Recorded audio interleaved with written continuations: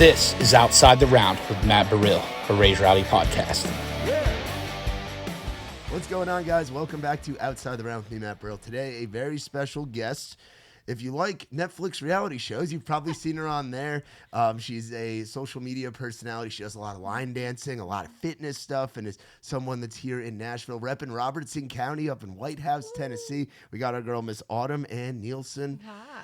Are you all recovered from the Josh Terry birthday bash shit show last night? God, what a time that was. Oh my God, that was so fun. I love to go to bed early. I'm like a 9 p.m. type of gal, okay? And I swear at like 9:30, I was like, I won't be here much longer, like maybe another hour or so. I didn't get home until 3 a.m. Oh, wow. So you ended up at, was it a Red Door night? It wasn't a Red Door night. I left once Losers closed. Oh, so it was a loser's night. Okay, it was a Losers night. Nice. It was a Losers night. Nice. Hell yeah. Because we got there, I want to say around 12 is when I got there, because we had our event at Odie's. But we were like, we got to come see Josh Terry. I got there at 6 p.m. Yeah, you were there for the whole thing. You introduced one of the rounds, right? I did. I didn't know I was going to, so I wasn't necessarily prepared. So I pulled the whole beginner host move where I just had his like list of the names on my wallpaper screen, and I was like, so we got, and it was great. Who was it? Who was it? Do you remember who played? Which time slot was it? It was the 6. No, it was the 7 p.m. because I didn't. So was that Alyssa? Yeah. No, Alyssa was the first round. Oh, she was on the first one. She I got to look up who was on the first one from Josh last night, because he had a bunch of them. He had 1 million people play last night, because we do we do events like that all the time here in Nashville with Rowdy. And I've never done one where it's that many people. Like, that was a damn marathon. That was awesome, though. It was so good. Yeah. I love Josh Terry. How'd you first get connected with him? He shot me a DM one day, and he was like, yo, you want to come on the podcast? And I was like, yo, of course. But I had never heard of him until then, and now I love him. You're in the family. I am in the family. Yeah, I first met Josh Terry. It was back when I worked with Trey Lewis during the Dick Down in Dallas days. And we did a show during COVID, but we were in Georgia, so everything was still open down there. Did a show at a place called the Crazy Bowl. And this was back when, before it was the Josh Terry show, and he was like, it was like the bearded bastard thing. It was his OG days.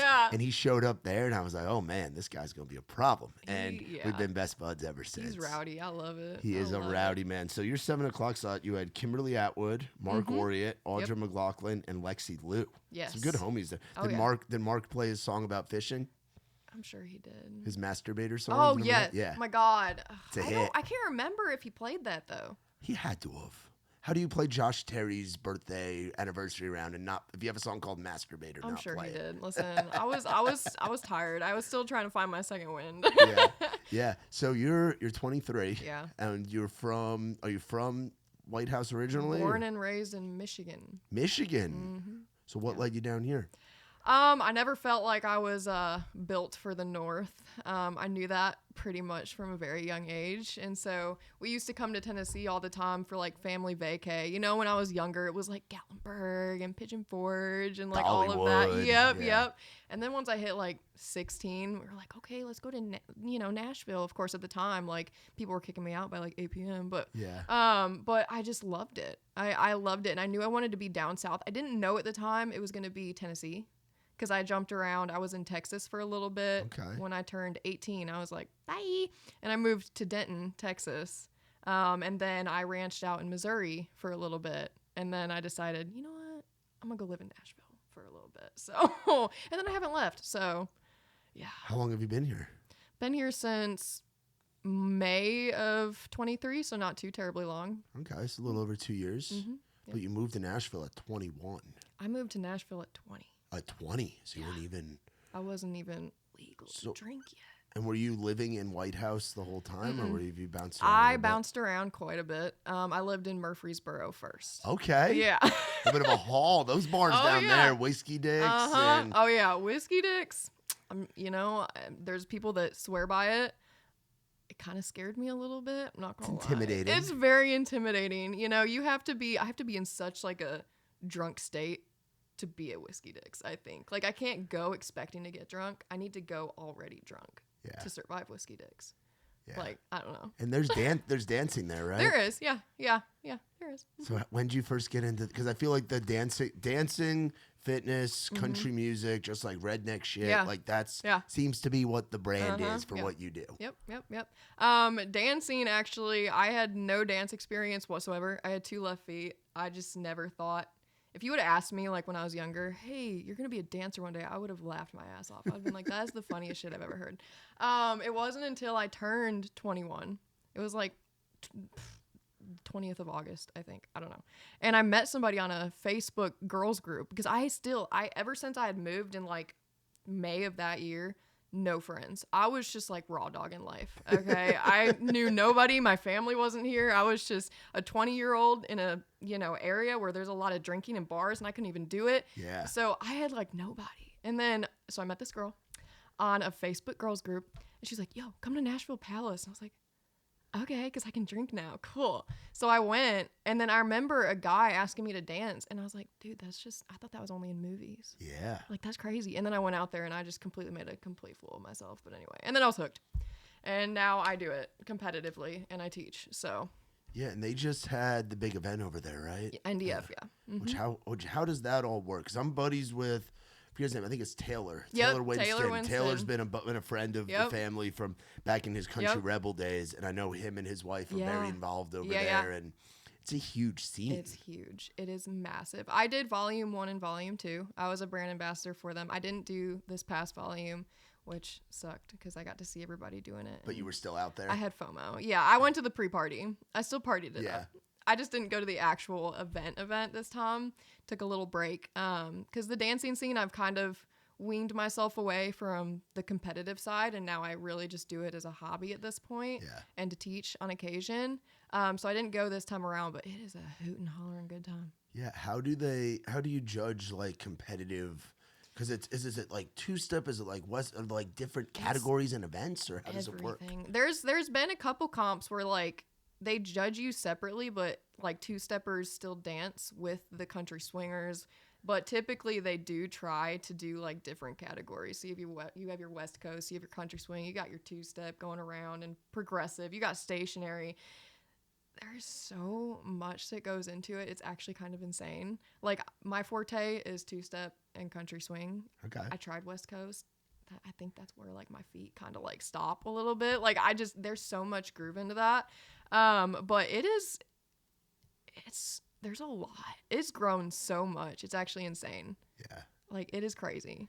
Yeah. And to be here when you're here right now, when it's like, I joke that Nashville, because I've been here since 2018. I moved from New York when I was 23, when I was your age, and moved down here, and I've been here for freaking coming up on 7 years now, which has been awesome. Best decision I ever made. But I say that, like, Nashville, we're having our Sunset Strip moment. Oh, 100%. Like how, back in the day, like Motley Crue, Whitesnake, like sex, drugs, and rock and roll. Nashville is that right 100%. Now. Yeah. And dancing's a huge part of that. Yeah. Even when I had just started dancing, like, it didn't feel nearly as big as it was. Like, people were just learning. Like, I remember I started taking classes, and the people I took classes with were all, like, just blown away by how much already, just in the short amount of time, it's just blown up. Like, it's everywhere now. I had never even heard about it until I went to Nashville Palace, and now I hear about it everywhere. Yeah. Have you traveled doing it?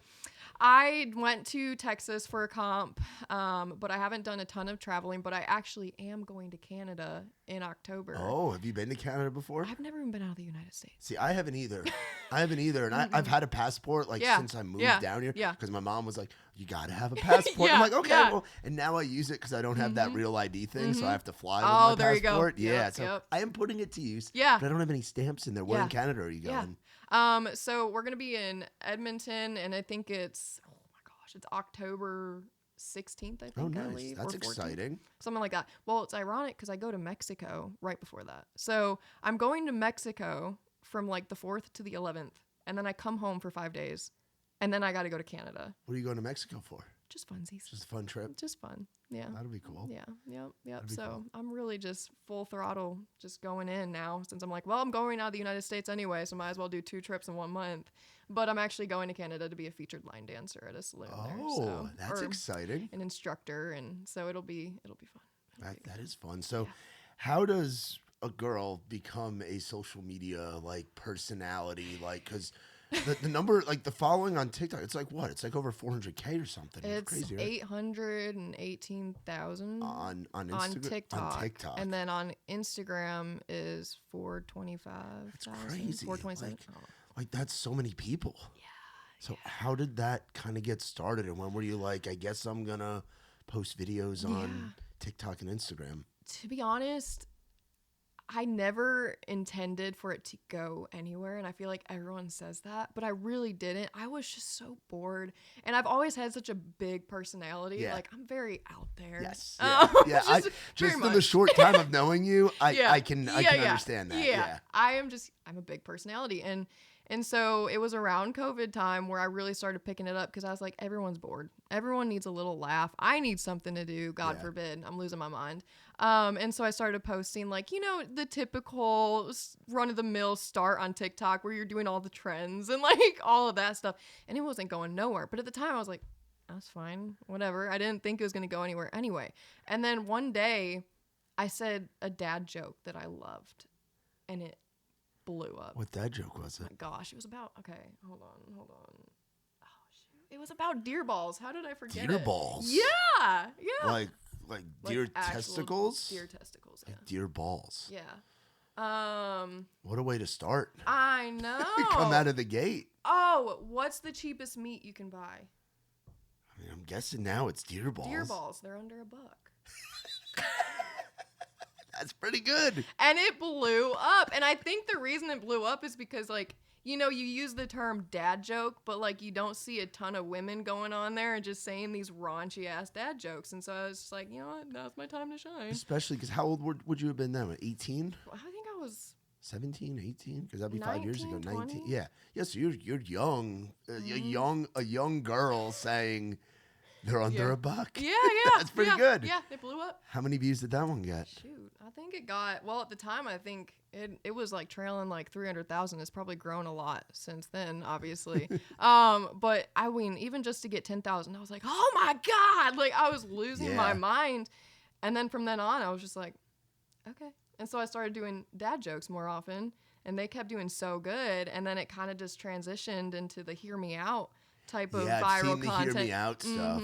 Yep, which went huge, and from there I've just been flowing, just doing my thing. I don't know. It was shocking to say the least, but hey, it turned into a job now. So I'm like, all right, well, I guess I'm stuck with it, but I love it, so it's fine. Yeah. Now, how do you balance that side of it with the Hear Me Out, the dad jokes, with your fitness stuff that I know that's a big part of your content, your life, and your brand. Yeah. And then with the dancing, like how do you kind of balance all three of those, where it's like the comedy forward facing, the I like to work out, you should like being healthy and working out too. Yeah. And everybody should try dancing at least once. Well, the good thing about the dancing and the comedy is they kind of fit in really nicely, because for me, one of the things I love about dancing was, you go from trying to be funny in content, and that was the only way I could really express myself. Yeah. And then the moment I got into dancing, I was like, I found a whole new way to express and show my personality without even saying anything.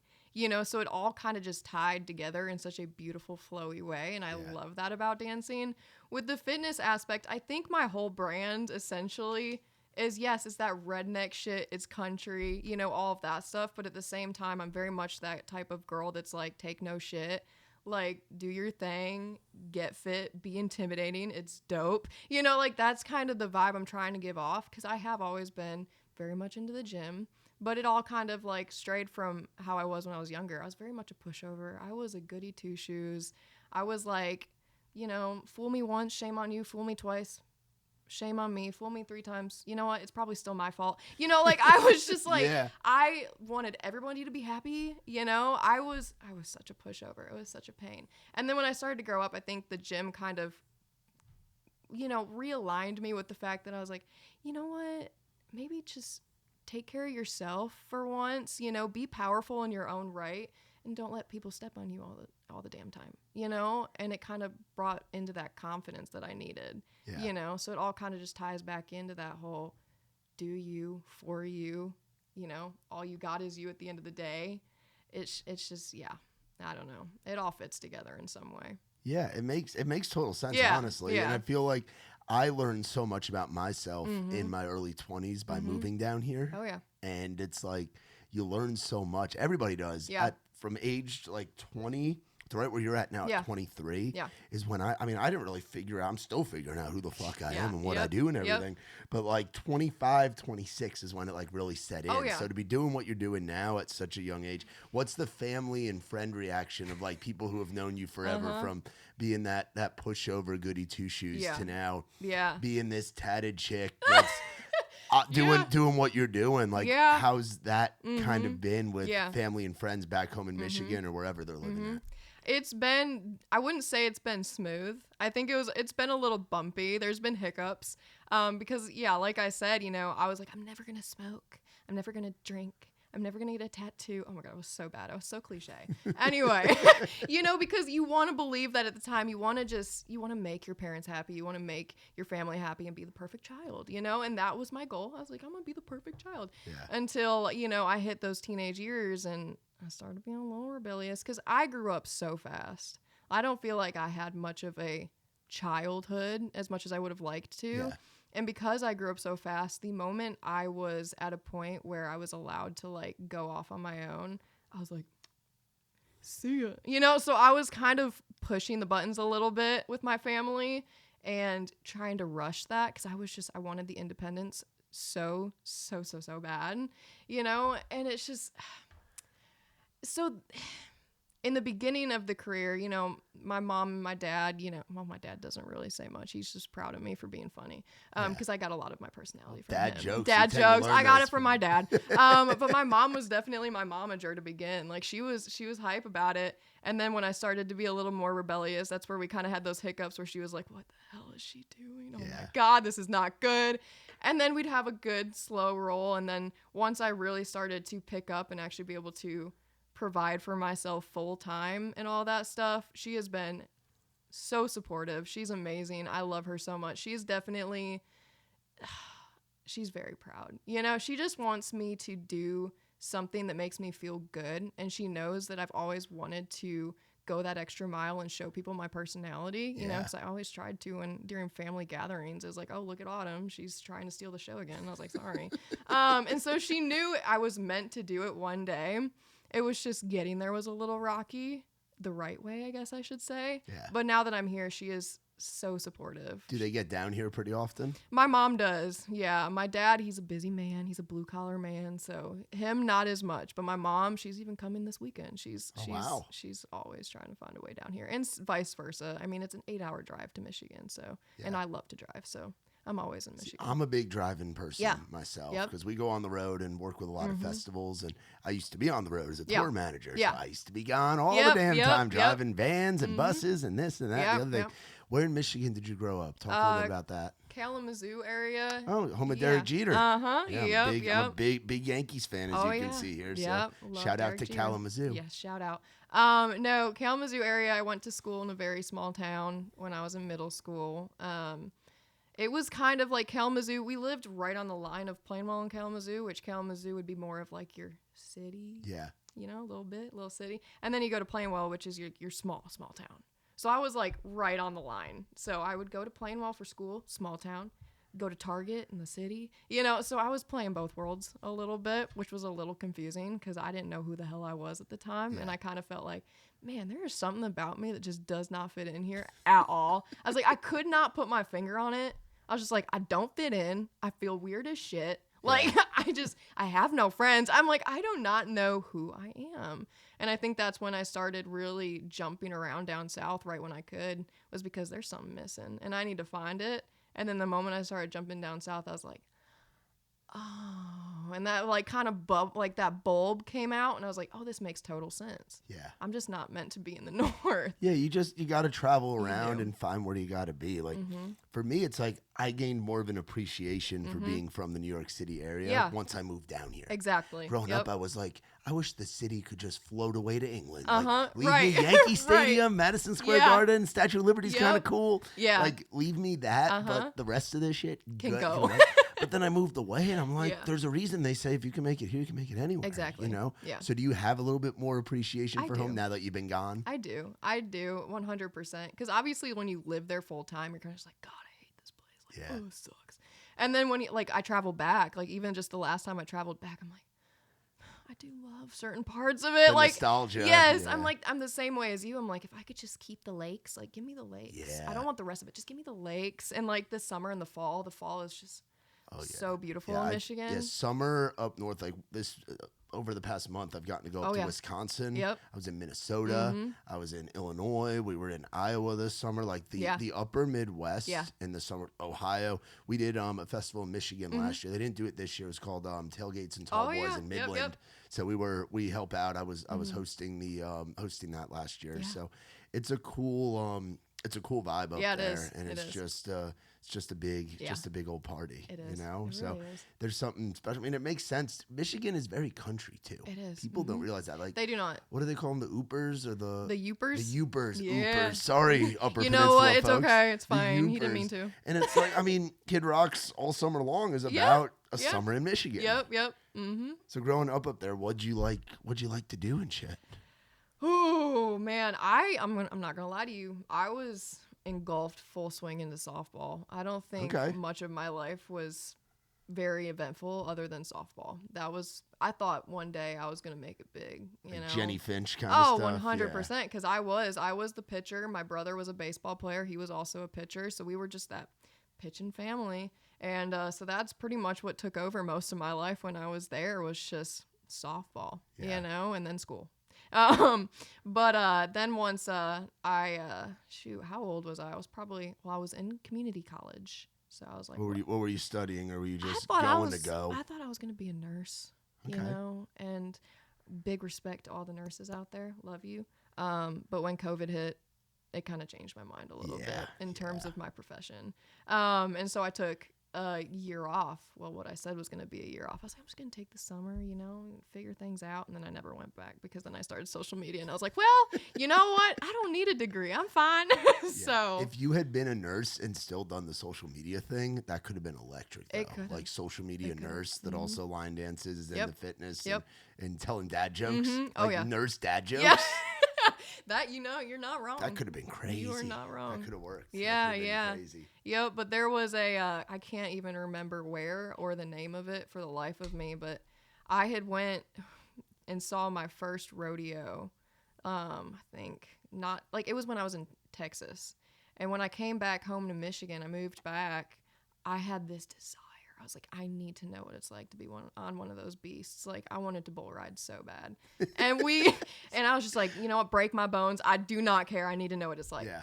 We found a place that held you could go jump on a bull for like $10 every Monday. And I was like signing waivers, right? Well, signing waivers. Wear a helmet? Yeah. Yeah. I mean, certain people didn't, but they made me. It's fine. It's fine. I was a beginner. It's fine. I had the full getup. Yeah. And I didn't have anything, so I had to steal other people's. So I'm like in these big vests that don't fit me, this helmet that's massive. Like I can barely hold my head up. But I was just determined. I remember I was in the gym and I had gotten a yoga ball, like an exercise ball, and a resistance band. And I put it around my legs and I put it under my arm. And I was in the gym and I was just like, on my yoga ball, and everybody was just looking at me like, what the hell is this girl doing? And sure enough, I show up, my mom and my dad come, my mom's nervous as shit, she's like, no, I don't want this to happen. And I got on them. Now granted, they were little baby bucking bowls, okay, I'm fully aware, but you know, a bowl. It's still a bowl. And so they put me on one, and it was more of a good gallop, so I'm not even gonna say I'm 100% proud of going 8 seconds, because I pretty much just galloped around on this tiny little bowl the whole time. But then I was like, no, give me something that bucks. So then the next time around, they're like, okay, we'll see what we can do. You know, they didn't tell me who they were putting me on. They just threw me in the chute, beat me up a little bit. And then the moment that gate or the chute opened, my ass went right over the horns. I was whoop, and fell right down. But man, I was hooked. I loved that shit. There was something about it. The soreness the next day, oh God, so good. It was so good. But if I would have known about that sooner, I probably would have broken some bones. But I didn't learn about it until like a few months before I moved here. So, yeah. Yeah, I've been to, I want to say a couple rodeos. The one that we were involved with, that, have you heard of Bowls, Bands, and Barrels? Yep. You've been down there. So I know the guys that put that on very, very well. Yeah. And it is a spectacle, like the Spanish, or not the Spanish, like the freestyle bullfighting thing where it's the crazy bastards like flipping over the bowls and shit. Yep. I was like, what the hell is going on? Yeah. And then they have a concert after, and it was in Kentucky. Funny enough, it was Wyatt Flores headlined and Treaty Oak opened at the horse park of Kentucky. Yeah. So it's like where all the nice horses are. Yep. We're watching this. It was just redneck heaven. Oh, yeah. It's crazy. I love it. Do you get to a lot of concerts? Are you a big music person? I love music. I don't get to a ton. I'm more of like that small concert venue type of girl. Like clubs, yes, intimate. Yes. Yeah. Like the live music, the writers' rounds. That's Yeah. my shit. I love that stuff. You know, but I do when I can. I do get to concerts. I went to CMA Fest. I saw Kojo and all of them. So that was really cool. I did love that.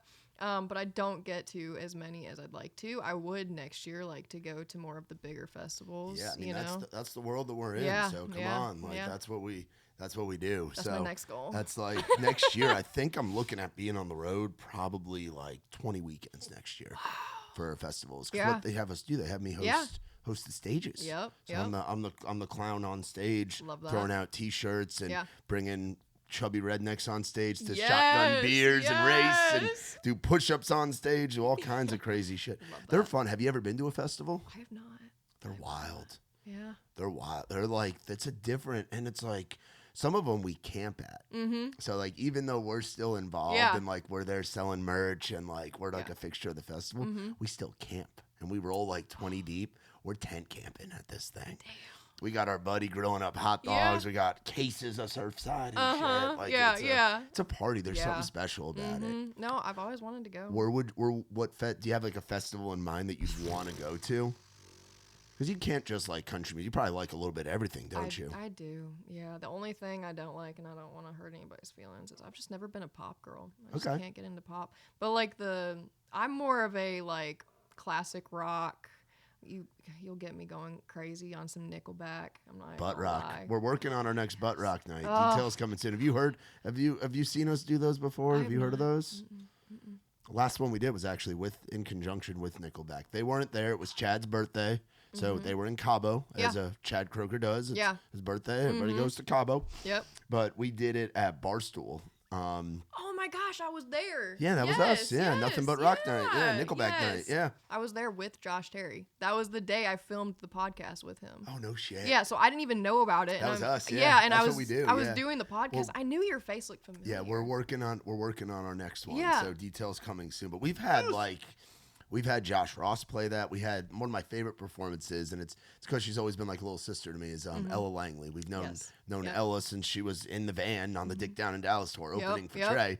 She sang Theory of a Dead Man, Bad Girlfriend. Yep. And it was like, this is awesome. We've had Brooke Lee sing Crazy Bitch. Like Cassidy Daniels always sings Evanescence. Bring Me to Life. Like it's a badass night. So we're working on our next one. It's so cool that music's back now too. I know. I love it. I was so sad when it went away. Who are your favorite of the butt rock bands? Like who would be like if we were to do like a top 3 or top 5?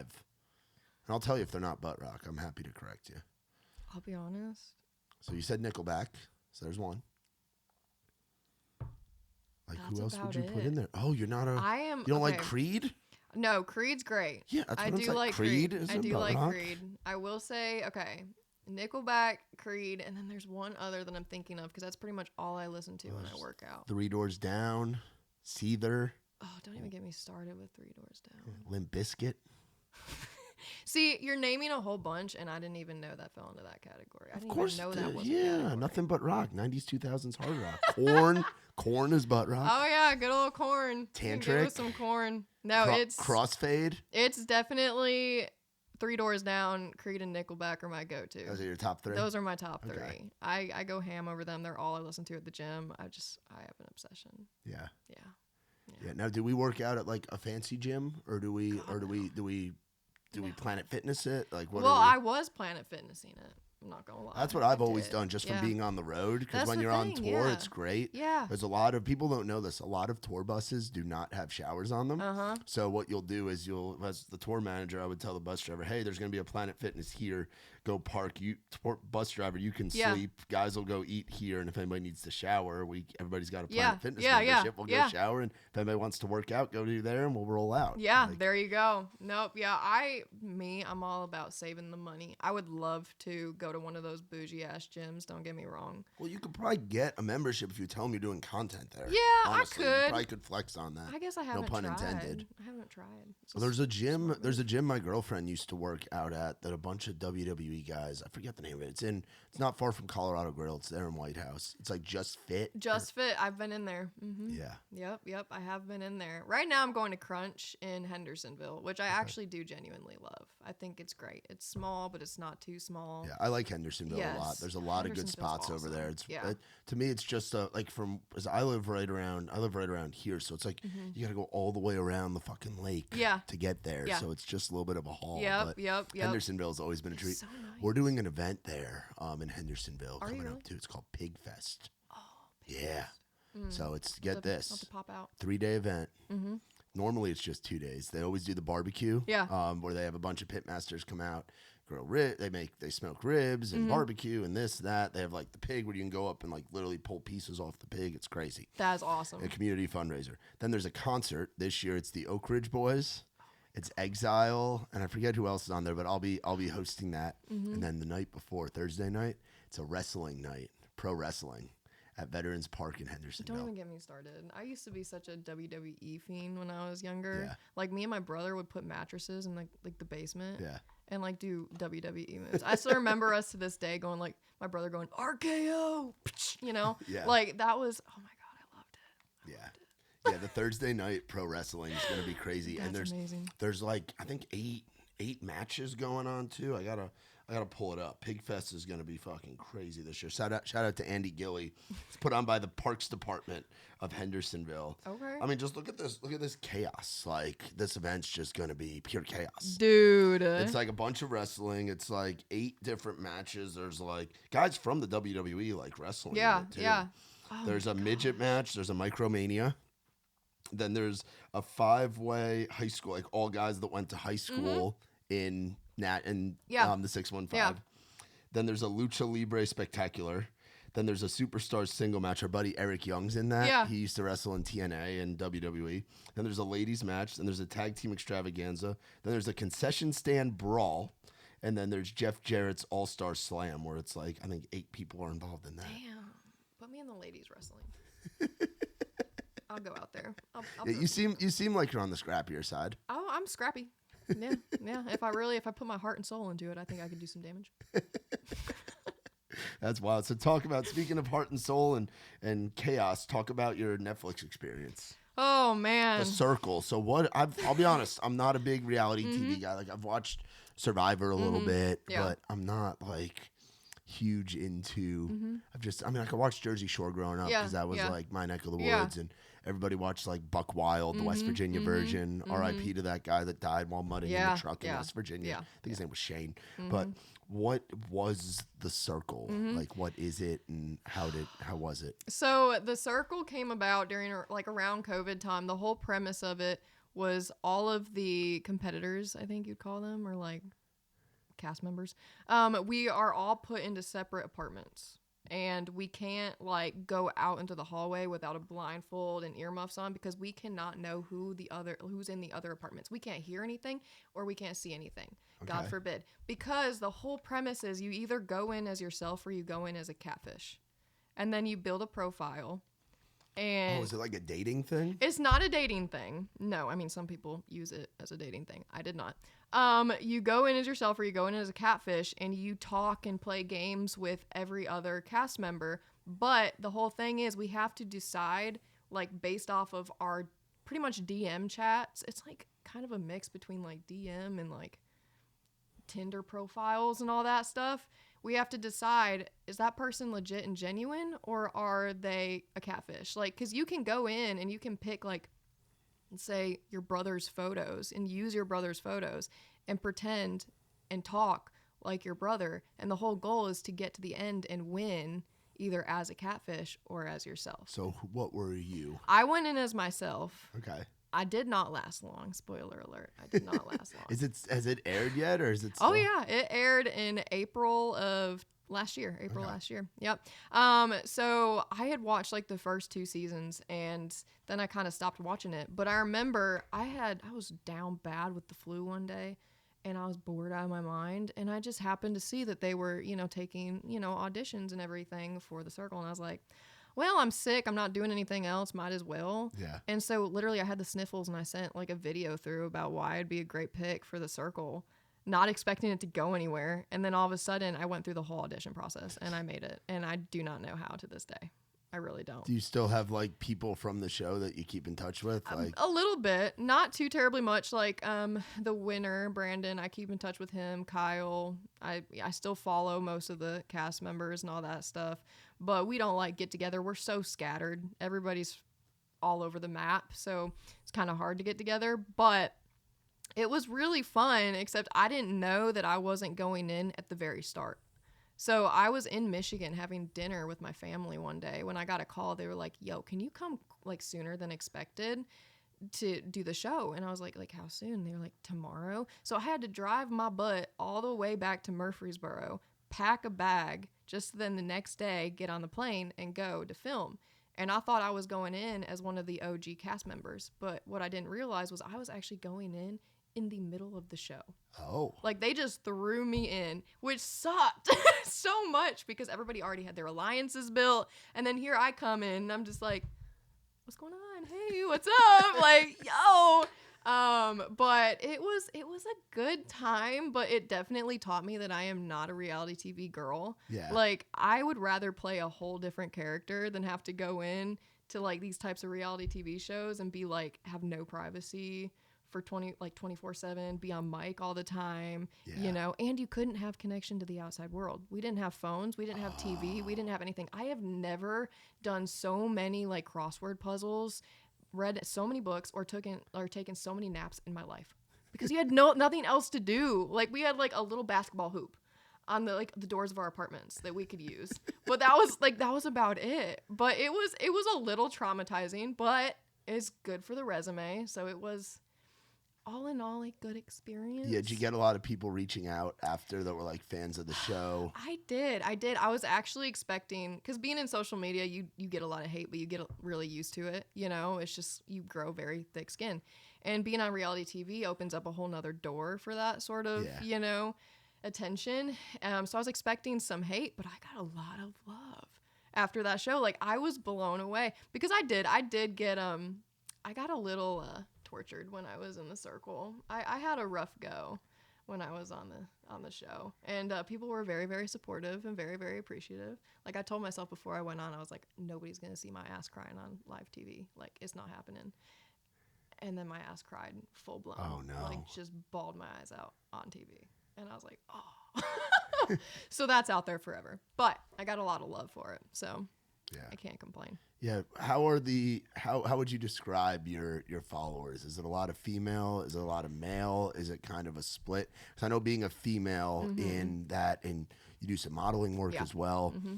How would you describe the Autumn Ann following base? Yeah, I'm not gonna lie, I'm very proud of it now. I wasn't very proud of it before. When I had first started, and it wasn't as much the comedy aspect. It was like, I'm not gonna lie, it was like 90% men, you know, and that was still before I was even 21, because I had started modeling first. I had Instagram and all that stuff and was trying to build something before I even started TikTok. And that's when I was still trying to figure out who the hell I was. Yeah. I didn't even know if I was gonna do videos or comedy or just try to do modeling. I had no idea. So I tried the fitness modeling first, and it was like 90% men. Yeah. But just now, like where I'm at with the more of the comedic content and all that stuff, it's more 50-50, which is so nice. I'm so glad. I'm sure you get messages from a lot of girls, especially with the dancing stuff. Yeah, like I'm sure you inspire a lot of people. I do. And it's a really good reminder of why I do it. Because I'm not going to lie, there's some days I wake up and I'm like, why the hell do I do this to myself. Like, this sucks. But I mean, I love it. But at the same time, you know, there's a part of me that just doesn't want to do it all the time. You know, it does get exhausting emotionally and all that. But it's those messages that remind me of why I do it to begin. Because it's not even all girls. Like, I've had a couple dads slide into my DM and say, you know, I have 2 girls, you know, and they really look up to you. And I just appreciate somebody who doesn't just go on and try to fit a mold. You know, you're so like 100% yourself, and it's a positive thing, because I feel like that's so rare nowadays. Everyone's trying to fit into this mold with the trends and all that stuff, and I don't want to be that. You know, I want people to be able to be individuals and unique and weird in their own beautiful way. You know, and so it's been good. It's really rewarding at the end of the day. Yeah, it definitely, you have to be authentic. You do. You have to be real, and that's something that whenever we have artists come on here and whatnot, that's something that artists talk about in their music careers, and it's not that different from what you're having to do in terms of like content and brands. And how does that work too with like the brand deal side? Because like I'm buddies with a lot of guys and girls that do this thing, and like that's a part of how you make your money. Brands has been an up and down for me, just because of the fact that I don't, like I said, I do not do anything that doesn't fit my brand. Like if you are like makeup and stuff like that, you know, I'll accept free product, but when it comes to like videos and stuff, that's just not my brand. It's not your thing, and that's okay, because that's somebody else's thing. Exactly. Which with the beauty industry, it's a lot bigger for females than comedy. So when it comes to brands, I am a very specific taste for most brands. You know, so I've done I did a huge brand deal with Voodoo IPA, and that was right up my alley. I was like, yes, you know, and whiskey and like Sugarlands Distillery, all of them, you know, that's kind of like my niche. You know, I did one for Bulletproof Hitches, and I'm like, I don't think I'd ever seen a girl do like a brand deal for like hitches, but here I am with my this was my old truck, and I'm just like, look at this hitch, you know, and I wasn't even like using it at the time, so I didn't even know what was going on. But I'm definitely a very specific taste when it comes to brands. But it's good because I don't want to go out of that niche, you know. That's kind of what I'm trying to grow. And then obviously I really got into the music scene here in Nashville was because of I worked with a lot of label groups promoting their artists. Doing the song thing, because like I've had like I had Demps on here once, and Demps talked about how she started really doing that during COVID, and where labels will reach out and do that, and that's a huge part of everybody's marketing plan now. Very much. That's a lot of the reason I actually chose to move to the Nashville area, was because I was making that 8-hour commute every time I got invited to a VIP event for these label groups, because I wanted to be involved. You know, marketing's huge when you're in the social media industry, and so I was like, you know what, I'm gonna just move there, and so that's what I did.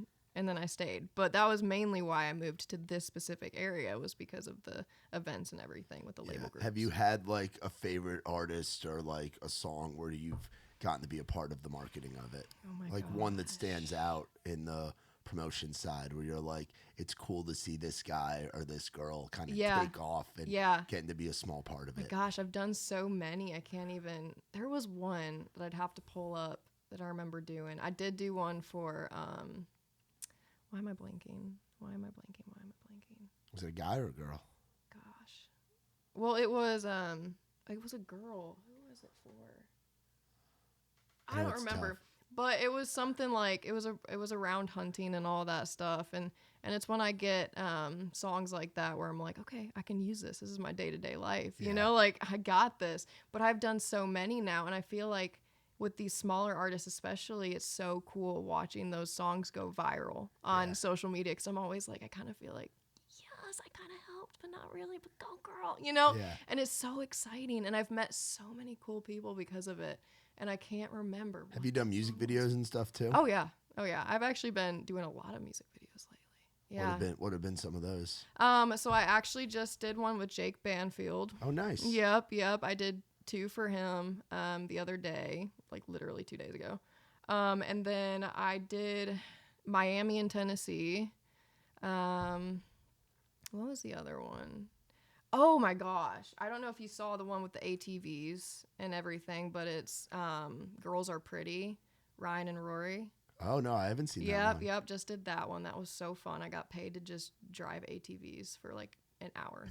It was dope. And I went, oh my gosh, it was so funny because, you know, whenever I go somewhere, you know, chaos comes with me. I've come to find out, no matter where I'm at, even on set. And so I'm driving these ATVs, and you know me, I'm like God complex, so I want to do something cool. And I go and take the turn a little too sharp, and I went on 2 wheels. I thought I was going to die that day. Everybody got it on B-roll. It was great. But yeah, I think I saw the Golden Gates for a second. I'm not going to lie. I almost crashed that ATV, but it was so good. And it was so fun. Turned out That's really wild. good. Yeah. So now living in Nashville for as long as you have, where have been some of your favorite spots that you like going to? Well, definitely Palace. Yes. Yeah, I know. That's home. used That's to home.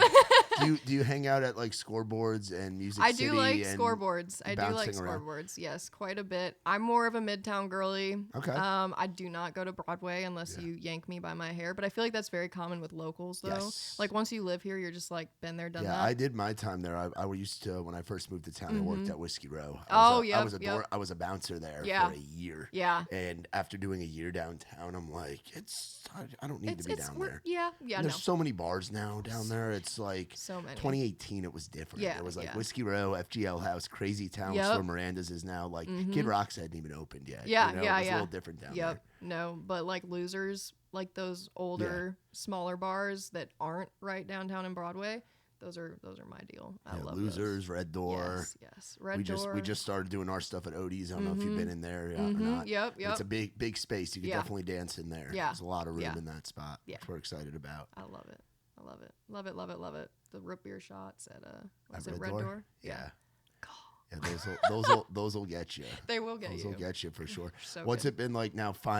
You talked about not growing up and feeling like you're not in the spot where you're maybe meant to be, and having not a huge amount, like a large friend group and things like that, not being like one of the popular kids or whatever. What's it been like now being in a town with so many creators and so many music people and everybody kind of chasing their dream? 'Cause I feel like you would identify more with folks that are living here in town. No, 100%. Because I feel like we all kind of come from a similar story. Yeah. You know, you grow up and you're trying to figure out who the hell you are, you know, and that's a lot for a kid.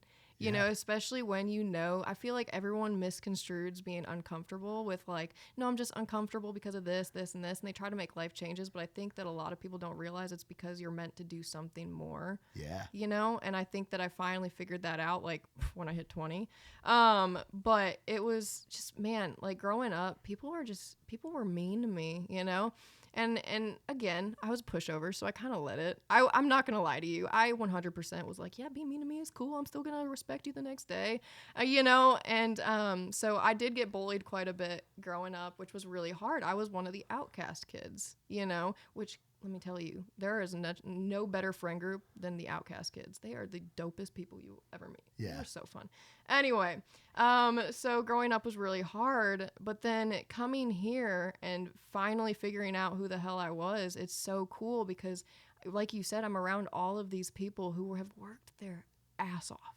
Everyone is working so hard to just finally settle into who they are, find their niche, and make it. You know, because they probably got told when they were younger, you know, you're not going to be able to do it. It's such a big industry. What makes you think that you're going to be any different or any better? Or, you know, it is such a big industry. Yeah. You know, and it's so cool to be around people. And I feel like for once, I'm like, I have a community that actually understands. Yeah. You know, because I didn't have that growing up at all. Yeah, there's something special about the Nashville family. It's so special. It is so special. And you're in a great family being around like the Josh crew. Yes. Like I'm so glad that we were able to pop in there last night. We had told him we would meet him at Red Door, but he said he was going to be at Live Oak till it closed. And I'm like, all right, our thing's done. Let's get down to Live Oak. And I got to do a stage intro because that was where we used to host our events. I hosted at Live Oak for like 5 years was where I did all my stuff. It was good to get back on that stage and I could drop a couple F-bombs and hell say, I was like, I'm at the Josh Terry night at Live Oak. I can say whatever the hell I want. Yep. No, I love Josh. And I feel like because we connect so much, I think because we are just so outward people. Yeah. Like we speak our mind, you know, we do what we want to do. And there's a way that you can speak your mind and be that loud personality while still helping people and being a good person. Exactly. Like Josh is the definition of degenerate, loud chaos, but a good person. Exactly. If you're good to Josh Terry, he'll give you the shirt off his back. He will. Might be a little sweaty when he gives it to you. Yeah, but yeah. he'll give you the shirt off his back. Yes, I don't want to embarrass him, but man, he said the sweetest thing to me yesterday. Now, granted, he was saying a lot of sweet stuff yesterday. He was in it. Happy birthday, Josh. Yes. You were feeling it, but I remember him coming up to me and he was just like, you know, there's something about you, girl. You're just so genuine, you know, like you don't meet a lot. And I'm just sitting there and I'm just like, you know, there was that saying like drunk sayings or like sober thoughts or something like drunk that. Drunk words or sober thoughts. Yes. Yes. And I was just like, I know he means it. Yeah. Oh, yeah. He's just so sweet and he would do anything for you. Yeah. Like genuinely. And you don't meet a lot of people like that, especially I feel like in this industry, you know, it's very hard because I have met quite a few influencers where, you know, you see one version of them on social media and then you meet them in person and you're like, who is this? It's not the same guy or the same girl. Yeah. It's not. And that's another thing that I take pride in. And I'm like, what you see on social media is me. When you see me in person, it's probably the same thing times 10. I would agree with that. Yeah. Like you're only seeing half of it, you know, Yeah. Just wait. It gets better. But that's so important to me is that authenticity. You know? And Josh surrounds himself with people like that. Like you were hanging out with Alyssa and Mama Hale. Yeah. Mama Hale's a legend. God, I love her. She is one of my favorites. I think if I ever do get Alyssa on here, I'm gonna have to have Mama Hale sitting in that 100%. chair. Like they'd have to be on together. Yes, I love Mama Hale. I met Alyssa and Mama Hale when I went to the Josh Terry podcast. I walked in and there were a bunch of people, and they were two of them, and we did the whole podcast. And I just remember Mama Hale coming up. Do you need a drink? Do you want anything? And from that moment on, I was like, I have been adopted. Yes. I am her daughter now officially. Yeah. And it was actually kind of funny because last night I got hit on and I didn't know how to get out of it. And the guy stands up and asks for my last name. And I'm sitting there trying to think of a last name that's not actually my last name that makes sense with my first name. And Mama Hale sitting right next to me, she goes, her last name's Hale. She's actually my daughter. And so this man, I see him, he's like, oh shit. Hi, Mama. So nice to meet you. And he got out so fast. And I was like, yeah. That's my mama. That's what she's there for. My mama. Mm-hmm. Yeah, that's what she's there for. I love her. Yeah. How, does it get weird? I would imagine it gets weird in the DMs and shit. Oh my gosh. Like I've heard Alyssa tell some crazy stories. I've heard female artists, just girls that I know that get. It becomes a little crazy. I hate to say it's gross, but it is. It is. You know, I think there is an appropriate way to get flirty in a DM, you know, and that's fine. That's how me and my girlfriend got together. Right. Actually, funny enough. There you She go. replied to a story laughing. And I was like, oh, who's this? And then we connected through that and we've been together ever since. Yeah. You know? Yeah. So there's a respectful way to do it. Now, granted, I probably still won't answer it, but at least I will leave with some respect. But a lot of it is just, I feel like, you know, you're behind a screen. You can say whatever the hell you want because it's not to my face, right? Yeah. It gets vulgar up in my DMs. It's scary out there. I don't, and it's hard because I get like 20 plus a day, you know, so I'm constantly going in and clearing, but I've kind of come to learn that I just don't even open them anymore. Yeah. You know, I've gotten pictures in my DMs that I didn't want to see. I remember back when my mom was my momager. Oh, and she was logged in. She was logged in, so she saw all my DMs. And I remember one of my videos on TikTok that actually went big was because I said to the guy that sent a photo of his, you know, I put say sorry to my mama because she was the one that had to see it. Yeah, and it went huge on TikTok. And I was just like, that is the world we're in. I get it in my email too. Oh, jeez. They'll send like, I'm just like, oh my Does anybody ever show up at places too? Like, have you had weird... Yeah, I just had one. It was kind of weird. It got a little scary. Changed my phone number, all that stuff. So, dang. Yeah, but that's how I'm like. It's not hard to just be a good person and not be weird. It's not. It isn't. But again, I just feel like with social media, it's a blessing and a curse. Yeah. It kind of gives these people a sense of invincibility, I think. Yeah. And then they kind of take it, like once they get real confident, they're like, I can do this in person now. And then they take it a little too far. And it's no, you can't. No. Like, you're a person. Yeah. You got to talk to a person the way you would talk to any person. Exactly. That's we're all human beings. We Yeah. all shit. Okay. Like we're human beings. We put our feet one leg at a time into our jeans. Like, bro. Yeah. I don't know. it's kind of crazy. It blows my mind. I try not to think too much into it though, because I'm like, I don't want to believe people are just really that weird. But no, and what makes it worth it for you is like you talk about where a dad reaches out, and normally if a girl in your position says that a dad reached out to you, it's one thing. Yeah. But for him to say that my daughters look up to you, like you're a badass. I want my little girls to be badasses like you. Yeah. Those comments outweigh 100% the bad messages. 100%. I remember I got a message a long time ago.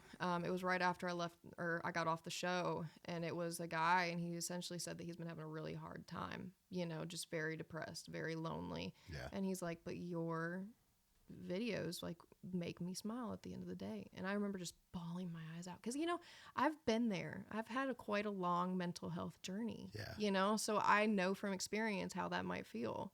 And to have that one thing that makes you laugh at the end of the day, and it's just, it totally outweighs everything else about this industry that's not so pretty. Yeah. Have you tried doing like stand up and like popped up and done that? Because Nashville, as much as we are a music city and a creator entertainment city, the comedy scene here is booming. It's huge. I actually got invited out to do a stand up show in San Diego and Arizona. It was supposed to be last year. I ended up canceling it last minute because I had just gotten out of a very toxic relationship, and I didn't want my whole entire set to be about the toxic relationship I was just in. And I tend to speak about my recent experiences. Yeah, just like a songwriter would. Exactly. And I was kind of just like mentally, I don't think I'm in a good state to go up there and just spew my whole entire relationship to everybody for my first stand-up routine. Well, you should try it here in town. Like, there's so many great open mics that are here. Yeah. And like Zany's is a huge spot, and all of that. It's funny. My girlfriend, Erin, when I first met her, she was doing some stand-up stuff in addition to her career that she does and everything, and she got to know like Dusty Slay and Nate Bargatze and like all those guys, and it's like it's such a welcoming community, and I'm sure you'll come across some weirdos there, but I think it's definitely something you should try. 100%. I still remember Ginger Billy followed me. Do you know Ginger Billy? No, but I feel like I should. You need to know him. Yeah. You need to know him. Give him a follow. He's a comedian, and he's very redneck. Love him to pieces. But he followed me, and I think that was the first time where I was like, damn, that is a comedian that like I would love to aspire to be one day. He is so funny, but he just uses his country bumpkin attitude to be like so redneck in his stand-up and everything, and I just love him. He's a great dude. You need to check him out. Yeah, like you would crush it, like going on like a Kill Tony or something like that. Oh yeah. I've watched a few Kill Tonys. Yeah. I'm thinking about it. So what's on the horizon as far as like, it's crazy that we're almost done with this year, but what are some of our goals for 2026, like for the future of the Autumn? Now, do you go by Autumn Ann on all the socials, or is it Autumn Ann Nielsen? It's Autumn Ann. Okay, Autumn Ann. Yep. That's what my mama and my daddy used to call me whenever they were mad at me, but we don't talk about it. Autumn Ann. And I was like, oop, but it became my name now, so we're good. Yeah. I think so. I've been trying to get more into the acting scene. That's my ultimate goal, is to get more into the acting scene, start doing more film. Acting opportunities, all of that stuff. But obviously I would love to keep up with the social media. I don't think that's going to die anytime soon. No. Anytime soon. Yeah. Just get my name out there even more. I just feel like I have so much more to say to so many more people that I have yet to reach. And then ultimately at the end of the day, my next goal is to buy a plot of land and live out of my camper and just build. Yeah. Yeah. Yeah. If you got a camper, that's a huge thing for a festival too. Yeah. You know, most of these festivals have spots where you can bring the camper. Yep. You're set. My mama's got 2 vintage campers back home, and she's like, anytime you need the campers, just let me know. They're sitting here. Of course, one's completely unlivable. Yeah. The whole floor is gone. But anyway, we don't talk about it. But yeah, so I got the camper options. Like I said, I ranched out in Missouri, and I lived out of a camper, and all I did was work sun up to sundown with cattle and horses and all that stuff. And there's just something about camper living that I just love, because I tend to have more stuff than I truly need. Yeah. But when I was living in the camper, I had 4 shirts, 4 jeans, and like my Carhartt overalls. That was it. Yeah. And there's something so simple and like lovely about that. It's just so nice. But I want to build on a big plot of land. Yeah. One day. Oh, there's plenty of land out in the outskirts. I know. Out here in Tennessee. Yeah, we stay in campers. I'll be in a camper in little over a month, because when some of the festivals that we go to, they give me and our video guy Ike a camper backstage where the artists are, because we do bits with the artists and to get to the stage and everything. Yeah. I'll just be in a camper for a few days. Hell and yeah. It's fun. They're nice campers too. So they hook us up with like the nice ones. The high level. Oh, yeah, hell where I look up the price and I'm like, why are they putting me in this? Like, I do not deserve this. Yeah, no, I can't relate. The camper I was in, I remember I had to get up and there was snow on the ground and my breaker kept going out. Oh, geez. And so I'd have to get up in the morning, put my robe on, walk outside in the snow in my slippers, go try to figure it out every morning, and never failed. But I don't know, there's just something about it. I cooked a whole Thanksgiving dinner in that camper. Wow. I know, it took me all day. I started first thing in the morning because you have just one stove with one tiny little rack, you know, and it fits one pan. And it took me all day long, and then we had to reheat all the food come actual dinner time because everything been sitting out for like 8 hours. But so fun. I love it. That's wild. That's fun. awesome. Well, hey, thank you so much for coming on here and hanging out. So, and anything we can ever do with Raised Rowdy, I think now that you're in town, come hang out at our events. I got you. And we're gonna hook you up with some of the Surfside. So good. Gonna hook you up with the green teas. Green teas. Yes. You a caffeine person? Yes. Yes. Okay. So the green teas, they have some extra caffeine in them because it's got the natural caffeine. And there's only like the 2 grams of sugar, like 3 carbs. Like they're very crushable. So we're gonna hook you up with an 8-pack of those. And I got a bunch of hats over there. So feel free to grab whatever you want over there. All right, and everybody can find you at Automan Official on Instagram and TikTok. None of the fake accounts, because I'm sure there's a couple. God, there's so many. If it does not have a blue check mark on Instagram, it's not me, and on TikTok, you will know it's me. Okay, don't be going to them fan accounts that are like, yo, go to my second account, babe. It's not me. It's not me. I can't. Well, y'all be sure to check out our girl Autumn Ann. Be on the lookout for all the funny stuff, all the fitness stuff, all the dancing stuff. And thank you again, sis, for coming on. Of course, anytime. Welcome to the Raised Rowdy family. Woo! Happy to have you here. And for more on us, visit raisedrowdy.com. Shout out Surfside. No bubbles, no troubles. It's not a seltzer. It is a surf. For my girl Autumn Ann, I'm Matt Burrill. This has been Outside the Round. I ain't never been the kind for staying one place for too long. I ain't never been the best at saying I love you to a girl I love. Only got a couple tricks up my sleeve. They usually just make them leave. So if